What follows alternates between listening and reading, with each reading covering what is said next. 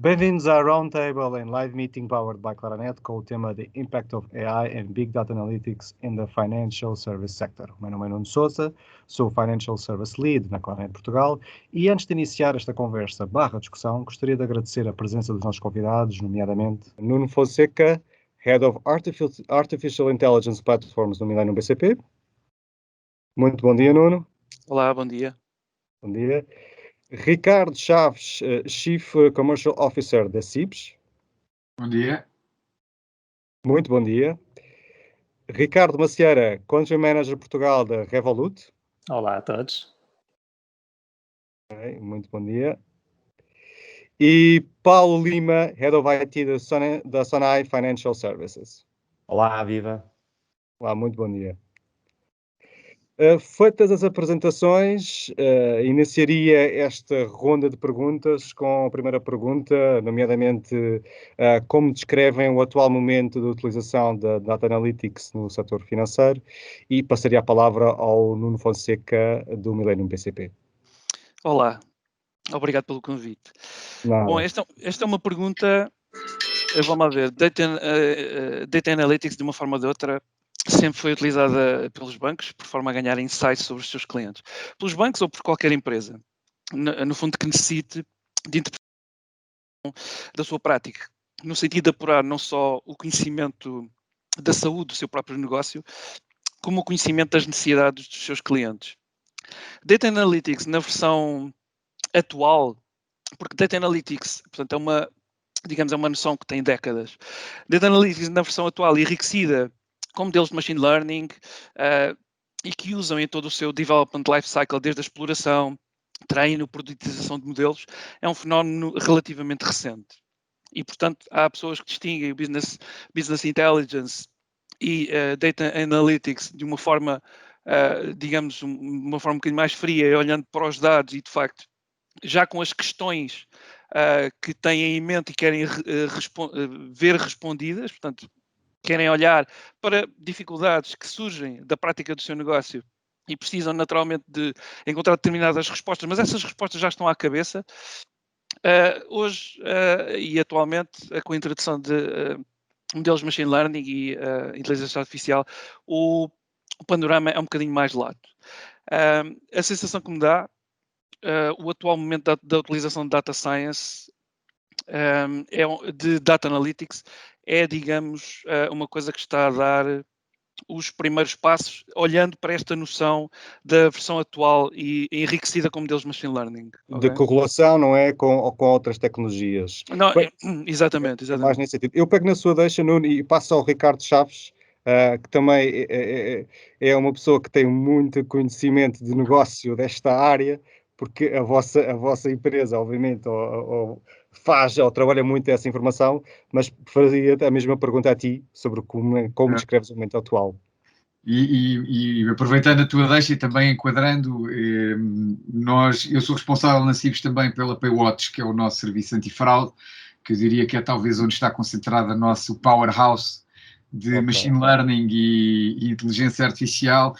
Mas comentando aqui o tema dos Data Analytics do setor financeiro, eu não podia estar mais de acordo com o Nuno. O setor financeiro é um setor tradicionalmente orientado à análise de dados, desde logo na área estritamente financeira, e eu diria também na área de vendas, tipicamente como a lógica tradicional de banca, de balcões e de empurrar produtos pelo funil de venda abaixo, era também tradicionalmente uma área muito analítica.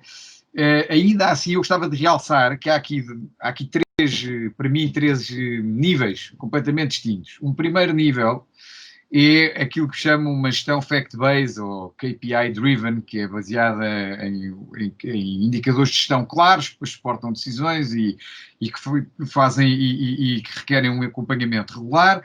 Eu diria que isso é algo que já está hoje em dia disseminado por toda a indústria financeira de forma estável e por todas as suas funções. Depois, a outro nível, teremos o que nós na McKinsey chamávamos isto Advanced Analytics, que não é necessariamente só uma componente de seguir KPIs e dados de forma organizada, mas é já ter equipas que fazem exploração de dados menos óbvios e que de alguma maneira estão ali à mão das equipas de marketing, à mão das equipas financeiras, para explorar um grau de correlações e usar umas técnicas um pouco mais sofisticadas. Eu aqui também vejo que hoje há uma maior disseminação pela área financeira, e depois temos aquilo que chama mesmo inteligência artificial e machine learning, que é já uma área muito específica, muito mais, que tem uma ordem de grandeza de diferença na sofisticação, no impacto e na especialização das equipas, onde já vejo uma muito menor disseminação do que aquilo que eu gostava de ver. Ou seja, é uma área que tem um impacto tremendo, e depois podemos ter aqui a oportunidade também de partilhar alguns dados nossos também, tremendo na maior parte das funções de negócio, do negócio financeiro, mas que, fruto de um desconhecimento grande ainda, diria eu, da gestão generalista, não se disseminou ao nível daquilo que acho que faz sentido para que Portugal possa ser, nesse aspecto, estar ao nível do que já se faz noutros países onde a inteligência artificial já está mais avançada. Podemos entrar em maior pormenor, mas se calhar... Sim, sem dúvida. A questão da AI vamos explorar um bocadinho mais à frente, não querendo perder aqui o ritmo, mas também queria fazer a mesma pergunta ao Ricardo Macieira, da Revolut, nomeadamente porque é uma empresa que já surge nesta altura, não é? Com uma noção de data analytics que é um bocadinho diferente, não é? Então faria-te a mesma pergunta, como é que tu vês o momento atual da utilização de data analytics no setor financeiro, sendo que a base da tua área, se calhar já nasceu com esse propósito ou que já nasceu com essa ideia, não é? Exatamente. O bom de ter nascido no digital é que isto já vem tudo imbuído no que é a cultura da empresa. Eu acho que nós podemos dividir aqui em várias etapas, e como o Ricardo também referiu há pouco, aqui temos aquela data analytics mais core e que entra já no machine learning, e que nós também trabalhamos de forma bem desenvolvida com o nosso Sherlock, que é o nosso sistema AI, que trata a parte de fin crime. Mas depois o que nós também temos dentro da Revolut nós não tomamos decisões por gut feeling, tudo é data-driven, portanto, tudo o que são análises e tudo o que seja áreas em que nós queremos desenvolver algum projeto, temos sempre de ter data to back it up, desde lançar um novo projeto até um press release, nós tentamos trabalhar isso analisando a data que temos.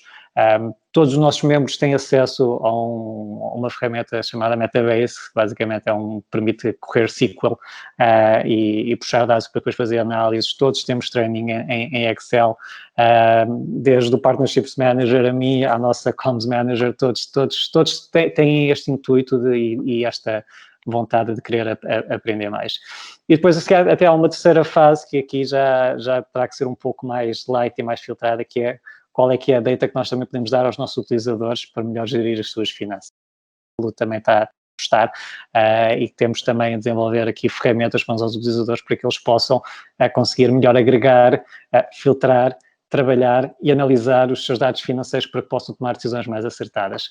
Portanto, o momento é ótimo, as ferramentas estão cá, agora é só uma questão de perceber como é que as adaptamos a cada uma das necessidades que estamos a analisar. É uma questão cultural, não é? É uma questão cultural que acaba por já quase ser uma derivação para toda a utilização, não só numa ótica da empresa, mas também do utilizador. E eu se calhar ia buscar aqui a história do utilizador e faria a pergunta ao Paulo Lima, porque vocês também têm muita interação com o utilizador, não é? Os vossos serviços também são muito data-driven, há muita informação analítica que vocês trabalham e daí fazia a pergunta também, como é que tu descreves o momento atual, conhecendo tu a melhor realidade, neste caso, da Sonai Financial Services. Muito bem, muito bom dia novamente, muito obrigado pelo convite. De facto, quer dizer, nós corroboro completamente a nossa matéria-prima, por oposição, por exemplo, com setores como o retalho, que é venda arroz, batata e azeite, a nossa matéria-prima é a informação digital e, portanto, toda a área da empresa trabalha em cima de informação digital. Nós, tal como a Revolut, também nascemos nestes tempos mais recentes, digamos assim, onde praticamente toda a gente da organização é um digital native e para além disso nascemos também completamente no mundo da cloud e nós fazemos internamente na organização é disponibilizar a tecnologia, ou aquela que é a melhor tecnologia que consideramos em cada momento para que as pessoas possam fazer a exploração dos seus dados, depois de, obviamente, os ter recolhido, os ter filtrado e para as mais variadas utilizações. Portanto, há utilizações mais de back-office, de análise de fraude, do que está a passar behind the scenes, digamos assim, até a informação de tudo que são interações do cliente connosco, que depois cada área de negócio pode explorar. E, portanto, o que nós vemos neste momento, como dizia também o Nuno Fonseca, esta matéria do Data Analytics é uma coisa que tem décadas. O que nós vemos mais recentemente é a democratização da tecnologia e o saber tecnológico está cada vez mais disseminado e, portanto, isto, em primeiro lugar, já não é um tema mais da IT só, não é? Portanto, o IT tem um papel muito de catalisador e de providenciar as tecnologias, mas depois nós temos, pelo menos no caso da Sonai Financial Services, muita gente na organização que conhece a tecnologia, em algumas áreas dominam bastante as matérias de machine learning, toda a algoritmia, e tudo isso potenciado pela cloud, é de facto um mundo onde quase que eu diria que o limite é a imaginação, não é? Sim, sim. Paulo, e aproveito já para fazer uma segunda pergunta, que é, tu falaste de uma palavra muito interessante, que é a questão de ser catalisador. Achas que foi também esta parte de Data Analytics um catalisador para a rentabilidade do negócio? Foi uma das áreas que levou também a ter mais informação e saber mais o que é que o negócio tem que fazer? Claramente, nós vemos esse papel como catalisador da rentabilidade em dois níveis. Primeiro, na cadeia de valor. Sobretudo no nosso caso, nós temos um modelo de negócio que trabalha com várias parcerias e, portanto, nós temos que ir por toda a cadeia de valor, entender tudo o que se está a passar nos vários processos e dessa forma tentar rentabilizar, otimizar e, portanto, ter a máquina cada vez mais bem oleada e o mais magra possível, digamos assim, do ponto de vista daquilo que possam ser os seus desperdícios. Por outro lado, do ponto de vista do conhecimento do cliente. Nós guardamos tudo o que são interações do cliente connosco, tudo, desde transações, abertura de eventuais chamadas no nosso call center, por onde é que ele navega na nossa app, no nosso home banking, e, portanto, depois, colecionando toda essa informação, conseguimos em muito detalhe o que é que o cliente mais privilegia, quais são as suas tendências, quer de utilização, quer de consumo ao longo do tempo, e, portanto, isso permite-nos depois trabalhar em tudo o que é o relacionamento com ele, oferecer as propostas de valor mais adequadas, toda a lógica de campanhas promocionais, etc., é bastante potenciado por essa utilização desta tecnologia.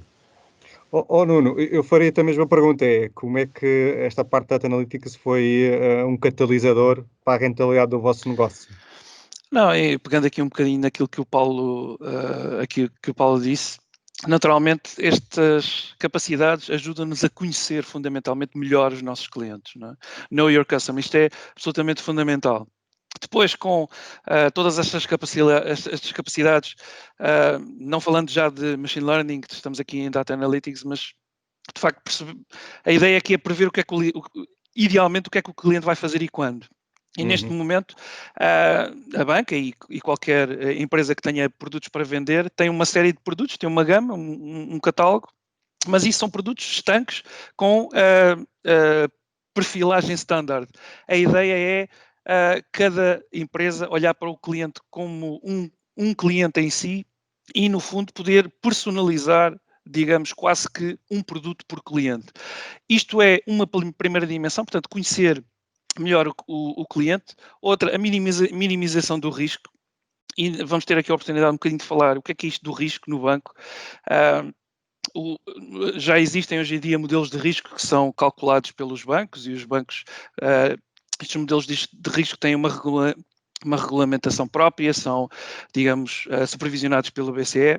Mas aqui estamos a falar de, digamos, capacidades adicionais que os bancos têm a liberdade de conseguir, portanto, adicionar em cima destes modelos de risco. Portanto, modelos de risco que derivam um bocadinho destas novas capacidades. Depois podemos falar um bocadinho também da dificuldade que é interpretar estes modelos de risco, porque não é só criar modelos, machine learning e AI, é preciso depois perceber e entender que resultados é que estão a derivar daí, né? E conseguir explicá-los. Isto é uma grande preocupação dos bancos. E, fundamentalmente, um terceiro eixo é a maximização de eficiência. eficiência dos processos internos, que alavanca muita desta complexidade que consegue ser gerida a partir destas capacidades novas, que podemos entrar já em detalhe um bocadinho mais à frente, mas sobre a rentabilidade, eu diria que é mesmo, portanto, focando naquilo que é o cliente, que é a nossa chave, não é? Ótimo, ótimo. Boa deixa a questão do cliente. Ricardo Chaves, vocês também têm vários clientes diariamente com muitas transações. Como é que vocês viram a parte de Data Analytics ou Big Data Analytics como do vosso, que é um negócio?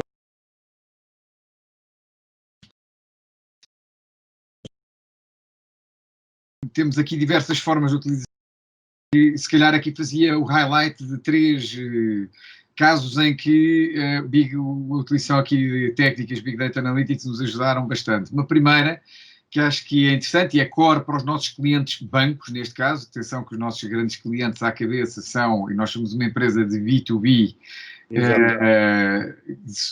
no nosso core, eu chamaria a atenção do planeamento do investimento. Por exemplo, nós planearmos bem aquilo que é a nossa capacidade de entrega no processamento das transações é absolutamente fundamental para assegurar custos eficientes e também eficácia. Para vocês terem uma ideia, eu acho que as pessoas não têm a noção do que é que esta área tem crescido. Quando eu entrei na CIBS em 2016, final de 2016, estava tudo com receio do momento em que atingiríamos as 200 transações por segundo em simultâneo. Para terem uma ideia, agora no Black Friday atingimos 316, ou seja, estamos a caminhar a uma velocidade incrível, quase para o dobro. E isto reflete, portanto, as necessidades de planeamento do investimento no motor de processamento da CIBS exigem hoje uma capacidade analítica grande, porque estes crescimentos, por vezes, são muito mais rápidos do que parece e isso exige um reforço enorme de infraestrutura cross the board. Um segundo, obviamente, esse planeamento reduz custos a nós, aos nossos clientes, tem um impacto grande na eficiência. Um segundo exemplo, que também é interessante, já mais relacionado, se calhar, com uma perspectiva de receita e de cliente final. Nós no MBWay, o MBWay também é um produto digital, não é? Nasceu já na era digital. Toda a ativação do MBWay que nos levou, eu lembro-me quando cheguei à CIBS, tínhamos menos de 50 mil utilizadores no MBWay, hoje estamos a chegar aos 3 milhões, dependeu da utilização de técnicas sofisticadas de acompanhamento de funil digital, ou seja, e tínhamos toda uma equipa que trabalhava e trabalha ainda hoje com uma segmentação bastante granular de clientes e de tipologias de clientes, mais digital, menos digital, early adopter versus clientes híbridos que vinham de outros canais, e constantemente tínhamos gente a estudar dentro das redes sociais, das várias formas de comunicação, qual era o rácio de conversão que conseguíamos em cada um desses segmentos, qual era o custo de ativação, e portanto isso é um bom exemplo de como Big Data Advanced Analytics nos permitiu atingir uma disseminação do MBWay muito superior àquilo que seria possível sem essa técnica. Finalmente, dava se calhar o exemplo dos últimos 3 anos da evolução que se fez na Paywatch, em que se evoluiu de uma base sofisticada de regras, base de que nós chamamos AI First, portanto de inteligência artificial em primeiro lugar, e neste momento temos vários modelos de machine learning ao serviço da equipa de analistas, e para vos dar uma ideia do impacto que isto pode ter em custos, só o modelo de bloqueio automático, ou seja, o modelo em que machine learning que bloqueia imediatamente as transações que entende serem de alto risco, faz hoje o mesmo nível de bloqueios que a equipa de analistas, estamos a falar de uma equipa de 40 investigadores operacionais que estão 24/7 a fazer deep dives àquilo que são os alertas gerados no sistema relativamente ao risco das transações. Só esse modelo faz o trabalho que essa equipa como um todo fazia anteriormente, ou seja, permitiu-nos pegar nessa equipa de investigadores operacionais, e uma vez que a CIBS não pretende desinvestir recursos no antifraude, que é uma prioridade da CIBS, mas para terem uma ideia, se quiséssemos manter a produtividade anterior, podíamos libertar toda a equipa de analistas que o modelo de machine learning automático estava a fazer o trabalho que eles faziam antes, com um mero modelo matemático. Obviamente nós agora temos esses 40 analistas à procura de casos ainda adicionais e, portanto, com uma especialização numa outra camada. Mas dá uma ideia da eficiência que a utilização da inteligência artificial traz a estes mercados e do manancial enorme de oportunidades que está por explorar. Ricardo Macieira, eu se calhar aproveitava aqui a deixa do Ricardo Chaves da questão da inteligência artificial. Eu fazia-te duas perguntas. Fazia-te como é que a Data Analytics foi catalisador da rentabilidade, não é? E eu acho que no vosso caso é um bom exemplo, como é que vocês foram rentabilizados. E depois também como é que tu vês a parte de AI no vosso, neste caso no setor financeiro também. Sim, em termos da rentabilidade, acho que isto, mais uma vez, está no nosso ADN, né? Nós, quando desenvolvemos um produto, fazemos sempre essa análise, tentar perceber, ok, o que é que funciona, o que é que não funciona, o que é que pode melhorar, o que é que não vale a pena investir. Portanto, esse é um trabalho ongoing que é transversal em tudo o que fazemos. Mas também só queria realçar que, ao mesmo tempo, vem aqui com uma série de responsabilidades, especialmente na área financeira, onde nós estamos aqui a trabalhar com as finanças das pessoas. Também temos que ter sempre aqui alguns guardrails neste processo, porque na realidade estamos a instigar a pessoa a consumir ou pelo menos a fazer investimentos, como no caso do trading ou cryptocurrencies que nós temos. Portanto, isto ao mesmo tempo, em paralelo, tem que haver aqui um trabalho forte de literacia financeira. Portanto, não estamos a vender batatas, isto aqui, o processo acaba por ser um pouco mais complexo, também tem aqui uma responsabilidade de todos os players de trabalhar muito bem esta área e a Big Data também pode ajudar em termos de, identificar quem é que devemos targetizar mais com esta mensagem e versus com aquela. Em termos de inteligência artificial, acho que isto, o momento é ótimo. Não sei se vocês viram aqui a notícia, acho que até que foi ontem, da DeepMind, que conseguiu desdobrar aqui as proteínas e com isto, com um modelo que era um desafio que há mais de 50 anos ninguém conseguia resolver, através do AI da DeepMind eles conseguiram chegar àquele ponto que depois pode ajudar muito, especialmente no desenvolvimento de vacinas, etc. Portanto, o AI está numa fase super interessante e o interessante é que o AI, basicamente, o que permite é acelerar aqui os processos que se tivéssemos aqui a contar apenas com os humanos, demorariam muito mais tempo. Do nosso lado, nós estamos a tentar incorporar o AI em diversas áreas. Uma das primeiras é, como eu já referi há pouco, o nosso Sherlock, que é o nosso AI que identifica fin crime. E que trabalha de uma forma super consistente e que, ao mesmo tempo, trabalhando em conjunto com as entidades e com os nossos colaboradores que depois vão fazer a investigação, acaba por ser um motor super interessante que permite resultados super positivos. E depois, neste momento, também estamos a começar a trabalhar aqui na parte de tudo o que é comunicação com os nossos utilizadores, como é que também podemos alavancar mais o AI em termos de que mensagens é que passamos aos nossos utilizadores em que momento.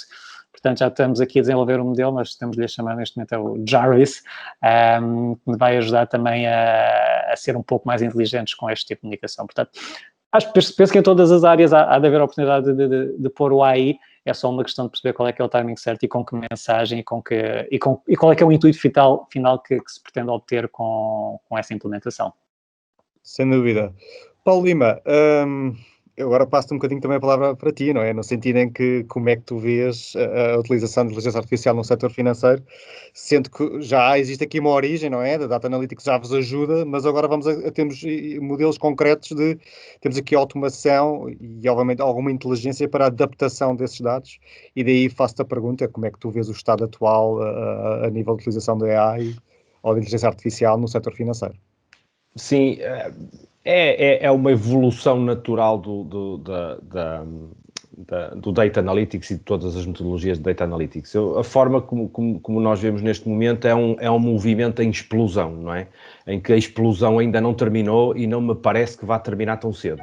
Estamos no início, então. Estamos ainda no início, apesar de serem tempos já muito excitantes, como dizia o Ricardo, do ponto de vista do desenvolvimento da tecnologia, das oportunidades que isso promove, mas parece-me claramente que estamos ainda no início daquilo que pode ser, de facto, a disponibilização de novos meios de automatização, de aprendizagem nas mais variadas áreas da nossa vida, não é?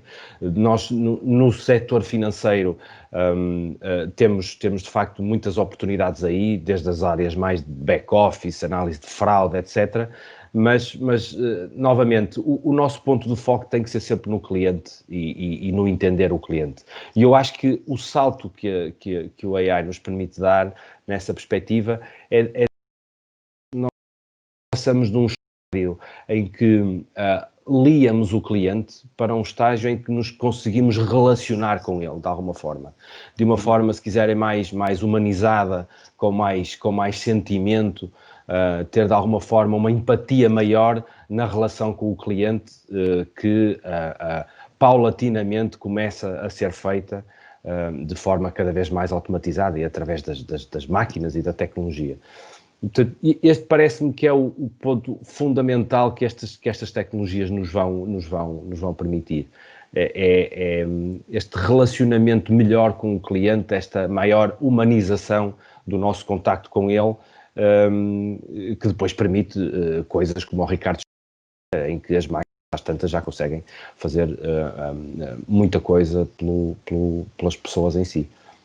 Sem dúvida. Nuno Fonseca, sendo aqui esta uma área que tenha muito conhecimento na área de inteligência artificial, como é que tu vês o momento atual? Sendo que podes ser um trendsetter neste caso, não é? Não, quer dizer, à semelhança daquilo que tem sido aqui falado, de facto, no momento atual, existem sinais da utilização e da aplicação da inteligência artificial, mas muito provavelmente serão ainda, portanto, coisas que estão, não diria escondidas, mas se calhar não estão customer facing, não é? Falámos aqui de detecção de fraude, e sistemas de detecção de anti-money laundering e otimização de processos internos, e são tudo coisas que provavelmente em customer facing as pessoas apercebem-se. Aqui o Ricardo Chaves falou aqui de um método de detecção de transações e de bloqueio de transações de alto risco. Naturalmente as pessoas acabam por ver que estes sistemas existem e têm awareness, não é? Estão conscientes disso, quando alguma coisa acontece e estão a ser protegidas por estes sistemas, mas regra geral, e pelo menos do feedback que eu tenho, e mesmo dos sistemas financeiros, até das instituições financeiras, mesmo eu diria que estão a dar os primeiros passos. E estão a dar os primeiros passos porque não falámos aqui da complexidade de montar estes sistemas, mas isto é bastante complexo.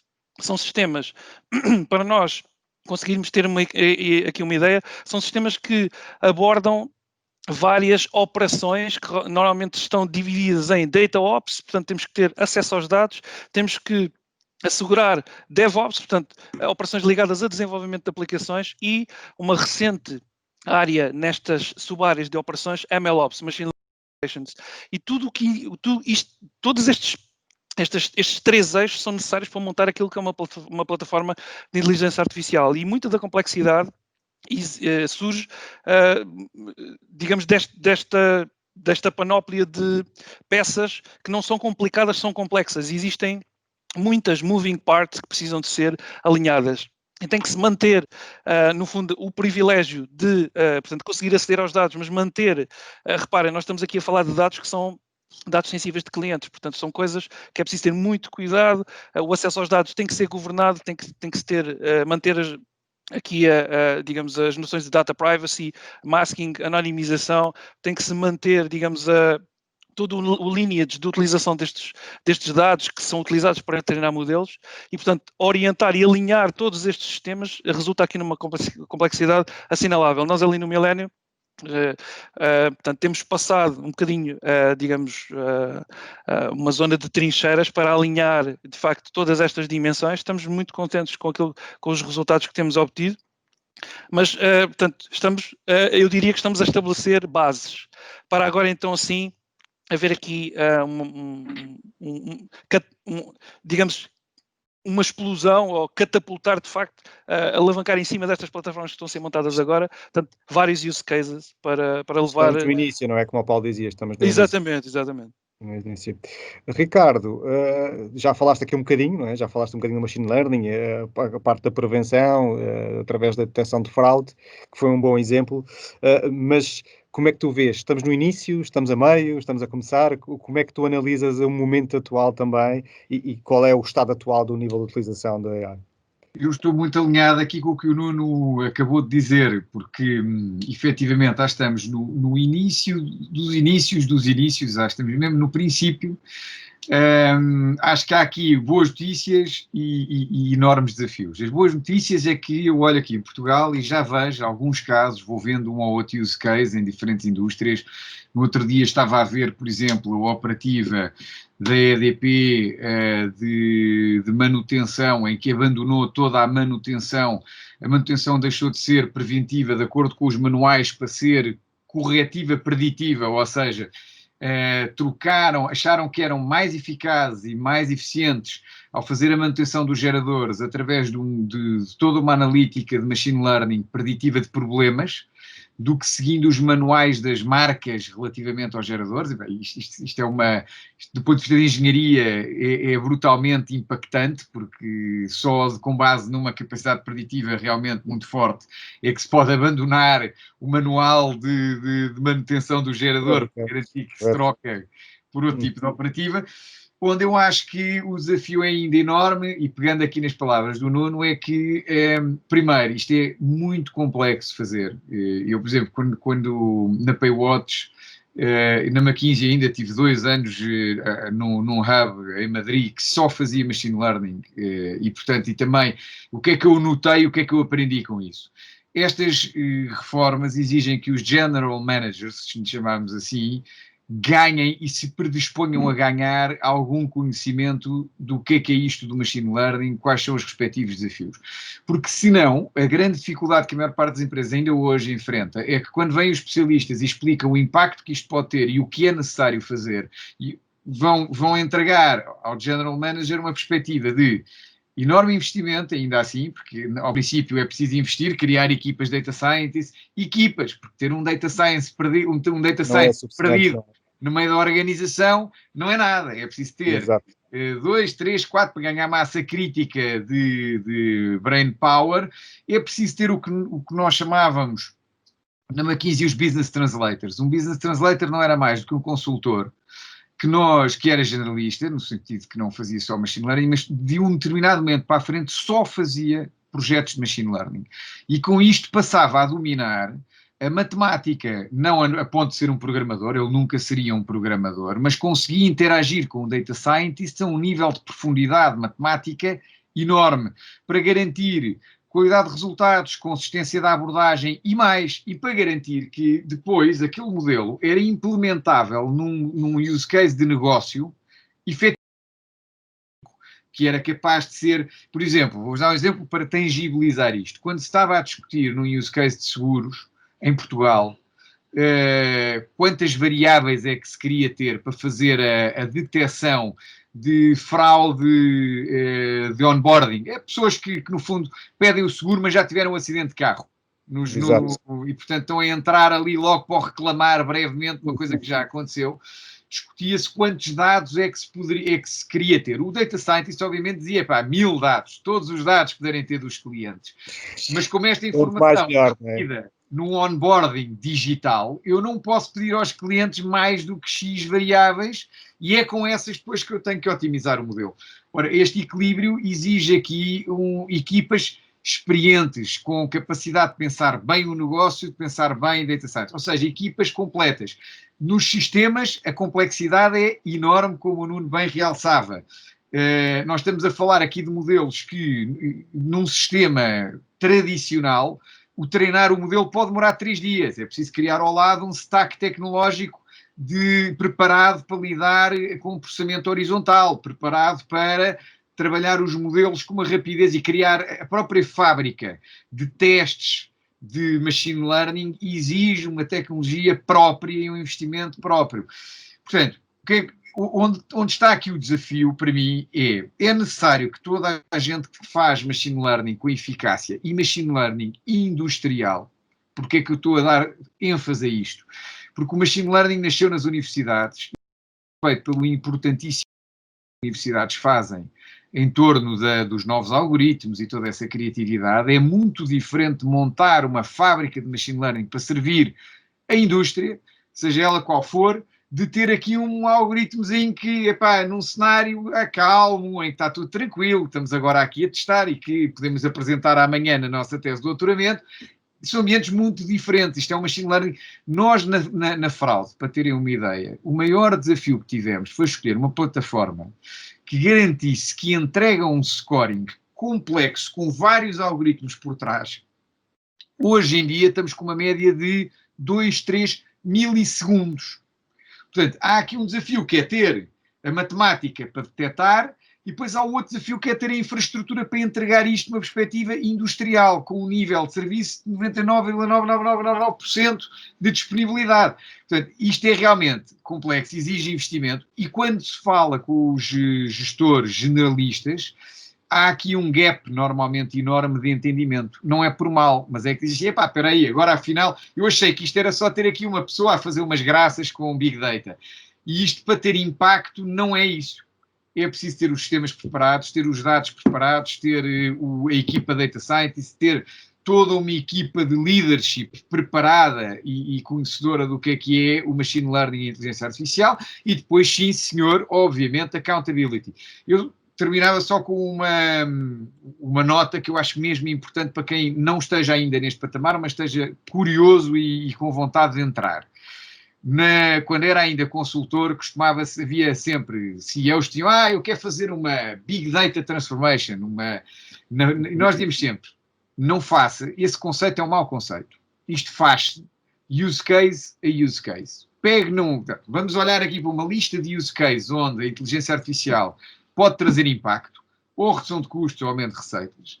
Vamos fazer mas vamos fazer com os meios todos, e é preciso depois explicar quais são os meios que permitem atingir o fim. E depois façam um segundo. E depois façam um terceiro. E quando tiver a fazer para aí o quarto ou o quinto, já está a meio da sua data transformation. Portanto, já está a transformar a sua empresa numa empresa orientada à inteligência artificial. Portanto, acho que esse o desafio é que ainda há muito poucas empresas, sobretudo das maiores, que estejam com use cases ativos realmente impactantes e realmente a utilizar uma inteligência artificial de última geração. O desafio agora é difundirmos a mensagem. As pessoas que gostam disto e que estão com a mão na massa têm que evangelizar os seus setores e evangelizar o país. Sem dúvida, sem dúvida. Felizmente o setor financeiro é um setor que já tem adotado essas tecnologias e Ricardo Macieira, vocês são um exemplo que já tem essa tecnologia se calhar embutida ou já integrada na vossa gênese, e daí faço-te uma pergunta que é como é que a inteligência artificial tem beneficiado o Customer Journey e também a parte de Customer Satisfaction atualmente do vosso negócio? Sim, o que isto permite é escalar, certo? Fazer todos os processos com 1 milhão de utilizadores, se calhar, é fazível. Com 13 milhões já não fica tanto. Portanto, o que nos permite é crescer em escala, mantendo também uma estrutura mais leve. E nós, pronto, já estamos numa fase em que está escalado. Obviamente é um trabalho que está sempre ongoing e que vai sempre continuar em desenvolvimento. O interessante agora é perceber como é que estes projetos de AI, que são um pouco em silos, certo? O pessoal de FinCrime ou o pessoal de CRM está a trabalhar separado, depois como é que eles começam a conjugar, e acho que aí já será a próxima fase, não é? Como é que estes sistemas depois se interconectam e fazem um processo ainda mais holístico. É um pouco aí que nessa fase que estamos. Mas sim, ou seja, o escalar já lá está, agora é uma questão de otimizar os processos que temos separados para que seja relacionamento. Mas tu vês também que toda a parte de Customer Satisfaction e Customer Journey já tem benefícios um bocadinho dessa inteligência artificial, ou aplicabilidade um bocadinho desses princípios? Sim. O que é que acontece? Porque o utilizador é inteligente, certo? E, por exemplo, nós temos a Rita, que é a nossa inteligência artificial de suporte. O utilizador, ao interagir, porque está a interagir com o bot. Ou seja, também e à medida que o algoritmo vai ficando refinado... Vai aprendendo, não é? Exatamente, vai ficando mais complexo, mas a pessoa falta sempre aquele toque humano e, portanto, é sempre quase um complemento e é quase uma primeira barreira, o primeiro step de interação, porque provavelmente, se calhar, o problema que a pessoa quer resolver pode ser resolvido de uma forma super simples. Depois, senão, aí é que passa para a nossa equipa de suporte. E o interessante é que a estrutura está a crescer em paralelo ao mesmo tempo. Portanto, não sei até que ponto vai substituir 100%, eu acho que aí também, a chegar a um ponto em que o AI vai substituir 100% dessa relação com o cliente, não me parece saudável e não me parece interessante, até porque nunca terá aquele refinamento. Eu aqui até há pouco tempo estava num evento e estávamos a comentar como é que as empresas tecnológicas viam a questão do toque humano versus a inteligência artificial. E eu contava no Airbnb, havia quase uma inside joke, quando se falava da Uber começar a mudar para carros 100% autónomos, nós na Airbnb ríamos bastante e dizíamos, porra, avancem com isso, porque assim temos mais anfitriões para trabalhar connosco na Airbnb, porque ser um anfitrião era uma coisa que não dá para ser substituído por um robô. E muita da Customer Journey, muitos desses pontos não vão ser substituídos por inteligência artificial. Portanto, e aí as empresas que vão ter mais sucesso são as que vão conseguir medir, ou seja, qual é que é aquele ponto, aquele sweet spot em que entra um versus entra o outro, do modo em que não perca o utilizador e que o utilizador se senta apoiado da melhor forma possível. No vosso caso, você já tem uma taxa de sucesso elevada com os bots, resolução de problemas a primeira vez, tem um bocadinho esses insights já? Ok, muito interessante. Sim, assim, para te dizer como é a área que eu trabalho, não vejo esses números e não tenho... Sim, mas já é uma realidade, é um bocadinho Sim, é um processo que já temos, que funciona bem, mesmo a parte de FinCrime com o Sherlock, para nós é um caso de sucesso, portanto é algo que nós vamos sempre fazer double down, mas como é normal também sentimos que há sempre a necessidade do apoio humano, e acho que aí é que é o ponto que é fazer. Claro. Porque também percebemos que muitas das vezes o utilizador, o nosso cliente, não se sente satisfeito com o bot, apesar de, se calhar, até pode conseguir chegar ao mesmo ponto com o bot que conseguia com o humano, certo. mas dependendo do tipo de utilizador que faz mais sentido trabalhar com o humano. Claro, é um equilíbrio entre ambos. Exato. Paulo Lima, fazia-te a pergunta que é, tudo o que é Customer Journey, Customer Satisfaction, como é que tu vês a interligação com a parte de inteligência artificial? O que é que pode beneficiar, não é? Essas duas áreas são áreas interessantes. Claramente, nós como dizia há bocadinho, esta tecnologia ainda está claramente em baby steps. Nós temos estado a experimentar a tecnologia na relação mais direta com o cliente. Este exemplo dos bots é uma área onde também temos investido bastante ultimamente e eu acho que há aqui ainda dois níveis. Portanto, há um nível ainda mais indireto em que nós conseguimos fazer algumas coisas que claramente melhoram a experiência do cliente. Por exemplo, quando ele está a expor um problema, conseguir entender aquele texto, não é? E conseguir perceber logo à partida qual poderá ser a causa, ou pelo menos a área onde estará a causa para aquele problema. E, portanto, isso evita que um operador de call center tenha que estar a analisar o caso e permite encaminhar mais rapidamente o tema, e isso é claramente uma melhoria do ponto de vista de experiência para o cliente, que pouco mais tem que escrever o que se passa com ele e a máquina entende quase como endereçar o problema. Depois há desafios mais do relacionamento, como o Ricardo dizia. Nós também estamos a desenvolver bots para conversação natural com o cliente, e acho que até o cliente hoje em dia percebe-se ainda que está a falar com uma máquina, mas não temos a mais pequena dúvida que vai chegar o dia em que o cliente não vai perceber isso. Não é? Portanto, por mais complexas que estas tecnologias nos pareçam de implementar e que são na realidade, eu só tenho uma certeza, é que essa complexidade vai continuar a aumentar, paralelamente com o valor que essa tecnologia vai continuar a acrescentar aos vários negócios. Eu julgo que há aí uma nota importante sobre este tema da complexidade, que é como é que os sistemas vão conseguir acompanhar esse aumento de complexidade. É aí que nós acreditamos muito no potencial da cloud. Hoje, qualquer um dos 3 grandes players de cloud tem uma oferta já bastante interessante nesta área de inteligência artificial, machine learning, serviços cognitivos, entender linguagem, etc.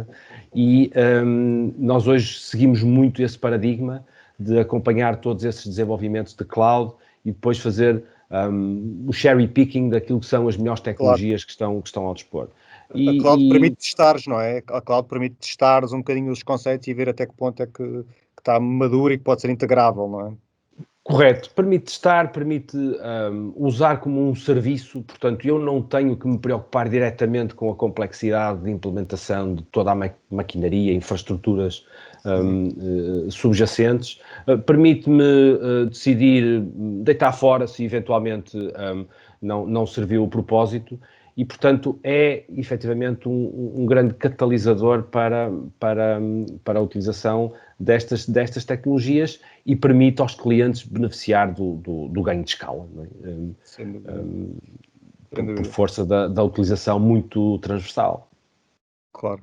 Nuno Fonseca, eu agora fazia-te aqui uma pergunta que eu acho que já respondeste, mas eu sinto-me tentado em fazê-la, que é quais são as áreas, e falámos um bocadinho há pouco dos silos, não é? E da necessidade de interligação, e muito bem tu falaste da questão de ML DevOps, dos DevOps e de algumas áreas, mas quais são as áreas em que tu vês a curto prazo a aplicabilidade da inteligência artificial?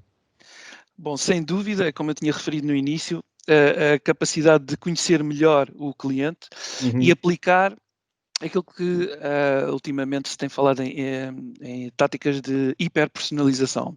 Portanto, já não chega a termos, digamos, a personalização, incluir elementos de personalização tradicional como saber o nome do cliente ou saber, digamos, qual é que foi o seu histórico de relação com o banco ou com a empresa.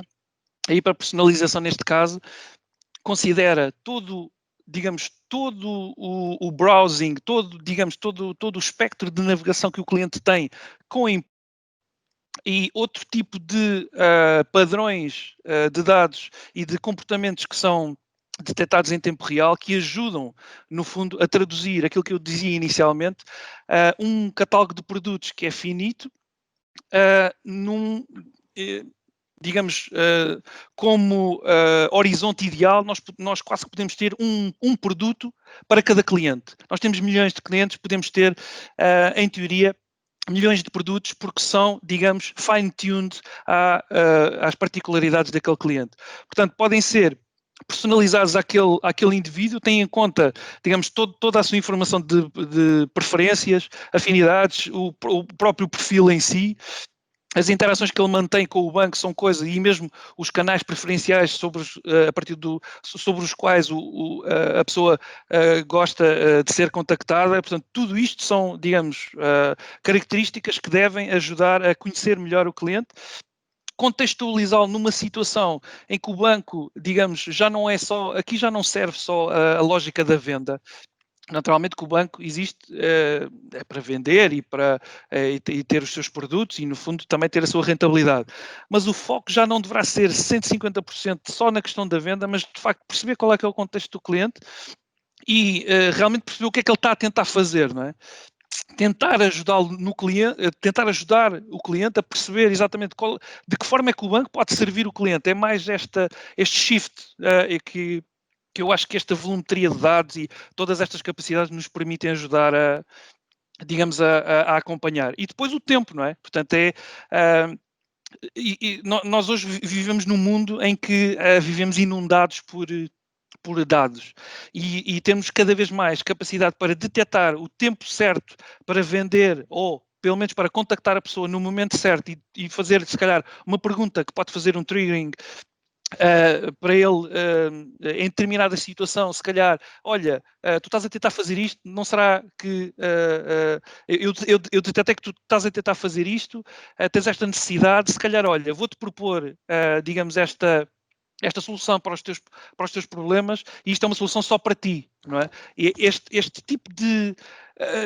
há bocado falava-se aqui um bocadinho de que esses sistemas acabam por ficar mais humanos apesar de estarmos digamos, a capacitar as máquinas com uma inteligência nunca antes vista, reparem que acaba por haver um shift naquilo que é a humanização dos próprios processos, porque antes os processos estavam todos estandardizados e um bocadinho frios e digamos, não havia esta personalização. Esta simulação daquilo que pode ser uma humanização destes processos, as máquinas ajudam muito nisto. Foco no cliente. E depois as restantes dimensões que nós já falámos aqui, falámos na detecção de fraude, na modelação do risco, com todos os problemas e os desafios e sobretudo a banca, tudo o que sejam modelos de risco, como eu já disse, tem que ser coisas muito bem fundamentadas, muito bem interpretadas. Estamos a falar de marketing personalizado, motores de recomendação de produtos e customer support, que basicamente falámos aqui de chatbots. Também temos feito investimento nessa área e, portanto, há aqui, digamos, muita, não só a ajuda na relação com o cliente, mas inclusivamente criação de novos modelos de negócio face ao modelo de negócio que tem sido um bocadinho mais conservador e ligado a agências. As agências têm, naturalmente, continuam a fazer sentido, mas repare, já existe uma larga utilização dos nossos canais digitais pela esmagadora maioria dos nossos clientes e há de ser, digamos, uma capacitação que vamos continuar a investir e a oferecer, sem dúvida, alavancadas nestas capacidades que falámos aqui, muito importantes. Nuno, eu fazia-te mais uma pergunta que era, e para não perdermos aqui o balanço, o que é o Holy Grail da inteligência artificial, no teu ponto de vista? O que é o potencial e o que é o objetivo final? Qual será aquele Holy Grail da inteligência artificial para vocês? Na minha opinião, é nós termos aquilo que hoje em dia nós conseguimos atingir determinado patamar de desenvolvimento e de entrega de determinadas soluções e produtos e de acompanhamento focado no cliente só até determinado nível. As máquinas vão conseguir elevar este nível a uma compreensão para lá daquilo que há de ser a nossa expectativa humana, porque este tipo de algoritmias, este tipo de capacidades conseguem detectar coisas que escapam aos sentidos e digamos, ao entendimento humano. É preciso, digamos, ter máquinas a olhar para determinadas ações, porque, reparem, e falando aqui nos dados transacionais dos bancos, estamos a falar de volumes gigantescos de informação. A complexidade inerente ao ser humano, reparem, temos uma latência, uma potencialidade latente em cada pessoa de fazer milhões de coisas diferentes. E máquinas e algoritmia que olhe para esta complexidade e que consiga fazer detecção de, digamos, de resultados e, digamos, padrões que possam ser entendíveis, eu acho que aqui vai ser, digamos, o grande salto, nós conseguirmos entregar, digamos, processos, produtos, abordagens que agora não estão disponíveis. É preciso existir este layer de inteligência para que eles sejam, digamos, uma realidade. E eu gostaria, eu acho que já estivemos mais longe, digamos, e isto já foi enquadrado como ficção científica aqui há uma série de décadas. Exatamente. Mas eu gostaria de montar uma inteligência e até dar-lhe um nome, mesmo no milénio, que conseguisse olhar para o banco de uma forma transversal e conseguisse, de facto, perceber onde é que estão as ineficiências, o que é que consegue ser otimizado, levantar por si só novas oportunidades de negócio, porque isto tudo deriva de dados e os dados vão continuar a aumentar, as algoritmias e a inteligência que olha para estes dados vai continuar a aumentar e, portanto, este parceiro, no fundo, este parceiro, digamos, inteligente, seria uma coisa... se calhar não estamos assim tão longe deste tipo de realidades, mas eu gostaria que isto fosse uma realidade, termos, digamos, aqui um agente inteligente a funcionar dentro do banco, que olhasse para o banco como um todo e que nos ajudasse neste caminho. Sem dúvida.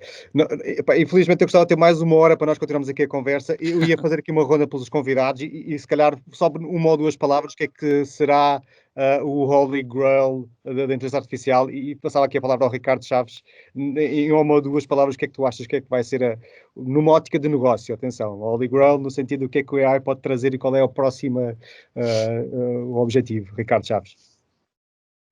O Holy Grail, para mim, eu acho que o Holy Grail da inteligência artificial, numa ótica de negócio, está um pouco relacionado com esta última ideia que o Nuno estava aqui a trazer, que é quase todas as funções, ou quase todos os use cases que hoje existem numa empresa, têm oportunidades para utilização de inteligência artificial.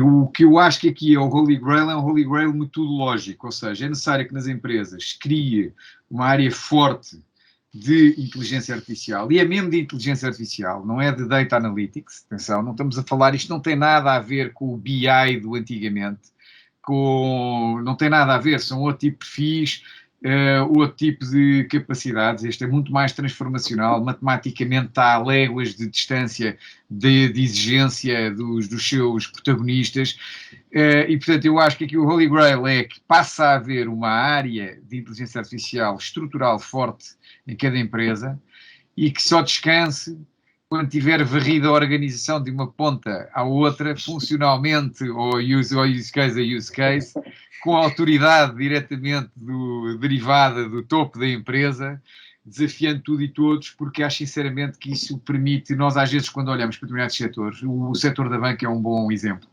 Quando se olha aqui para o Nuno e o Ricardo, são dois intervenientes do setor financeiro com desafios completamente diferentes. E aqui, enquanto que o Nuno tem um banco que serve uma multiplicidade enorme de clientes, imensos perfis híbridos, aquele perfil que está no físico e que gosta de ir ao balcão, com o perfil misto, depois também lá os digitais no meio, mas tem se calhar um desafio de transformar uma base tradicional de custos e de canal de forma extraordinária nos próximos 5, 10 anos, se calhar para uma coisa muito, muito diferente daquilo que é o banco hoje. O Ricardo, por sua vez, tem o desafio de, partindo do cliente digital, tentar chegar à universalidade de clientes, porque nem todos os clientes são os digitais. E, portanto, eu acho que esse desafio, de um lado, transformar o tradicional em algo completamente transformado, diverso e mais digital. E o digital expandir-se e conviver com a omnicanalidade que ainda existe, vai exigir muito a inteligência artificial, porque partindo de pontos um pouco extremados e que estão nas antípodas um do outro, a inteligência artificial tem muito a ajudar como servir de forma eficiente nesse trajeto de convergência para o centro. É uma excelente forma de ver as coisas. Ricardo Macieira, eu não vou-te perguntar o que é o Holy Grail para ti, mas eu vou colocar o que é o Holy Grail, ou o que é que são os próximos passos do Revolut nesse sentido. Sendo que vocês têm aqui uma máquina mais adaptada a essa originalidade, não pondo em causa, obviamente, os outros intervenientes, mas o que é um Holy Grail para vocês no Revolut? Muito alinhado com o que o resto do pessoal está a dizer. Acho que o grande objetivo aqui vai ser esta interação entre o AI e quem desenvolve o AI com todas as outras áreas do negócio e como é que eles podem depois ajudar-nos a alavancar, mostrar-nos as tendências e para depois quem tenha que tomar a decisão possa tomar a decisão mais informada possível. É nessa área que nós estamos a trabalhar. Eu, antes de entrar nesta reunião, estava numa chamada com o Dimitri, que é o nosso responsável, por aí, por causa de um programa que ele está a fazer o rollout agora e que nós estamos a trabalhar com ele.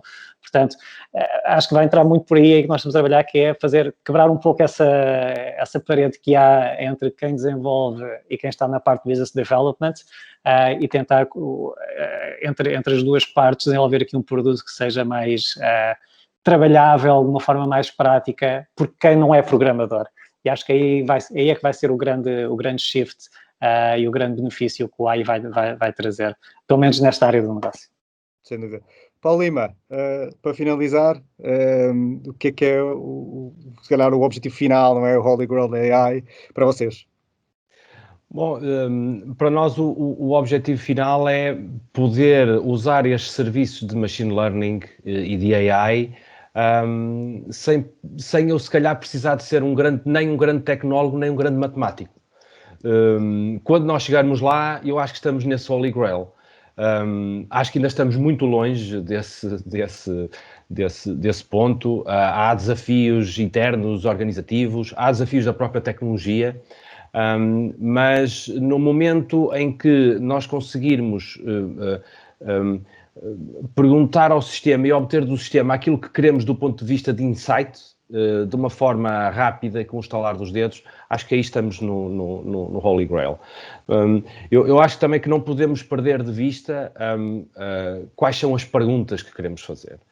Mais do que colecionar os dados, ter todos os dados colecionados, ter big data lakes e tudo mais, e grandes mecanismos de exploração, nós temos que saber o que é que queremos perguntar ao sistema. Porque isso é que vai intrinsecamente traduzir-se em valor para o cliente final. Não é? Entendendo o que ele quer, nós temos que saber fazer as perguntas a todo o nosso ecossistema de informação, de tecnologias, de busca dessa informação. E quando conseguirmos fazer quase que num ecrã com meia dúzia de cliques e sem grandes necessidades de conhecimentos muito hards de algoritmia, programação, etc., como hoje ainda temos que ter, eu acho que aí atingiremos o Holy Grail. A simplificação, não é? A simplificação do processo. Bem, eu gostava de ter muito mais tempo, como disse há pouco, mas temos que dar como terminada a nossa sessão. Só me resta agradecer esta excelente conversa. Eu acho que foi muito, muito interessante. Temos aqui perspectivas de diferentes áreas, sendo obviamente o setor financeiro o setor que nós abordamos, e espero ver-vos em breve e agradecer a vossa disponibilidade durante o dia de hoje. Obrigadíssimo. Muito obrigado. Muito obrigado. Muito obrigado. Obrigado a todos.